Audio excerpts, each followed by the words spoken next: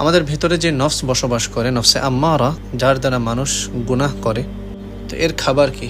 এর খাবার হলো পিতামাতার অসম্মান করা, সমস্ত ধরনের গুনাহ, হারাম খাওয়া, মানুষের সাথে ধোঁকাবাজি করা, মুভি দেখা, গান শোনা, এগুলো শেয়ার করা, হারাম রিলেশনে জড়ানো, পরনারীর সাথে পরপুরুষের সাথে কথা বলা, অর্থাৎ যাবতীয় সমস্ত গুনাহের কাজগুলোই হলো নফসে আম্মারার খাদ্য।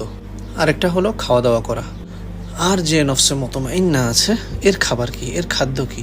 এর খাদ্য হলো 5 ওয়াক্ত নামাজ, তাহাজ্জুদের ইহতিমাম করা, মানুষের সাথে উত্তম ব্যবহার করা, পিতামাতার সাথে সৎ ব্যবহার করা, সময় অসময়ে কোরআন তেলাওয়াত করা, জিকির করা, অর্থাৎ আল্লাহ তাআলা খুশি হয় এমন সমস্ত কাজ করা। তো এখন থেকেই একটু একটু করে নফসকে কন্ট্রোল করার হিম্মত করুন এবং নফসে আম্মারাকে পরিশুদ্ধ করে নফসে মুতমাইন্না বানাতে হবে। ঠিক আছে না ইনশাআল্লাহ?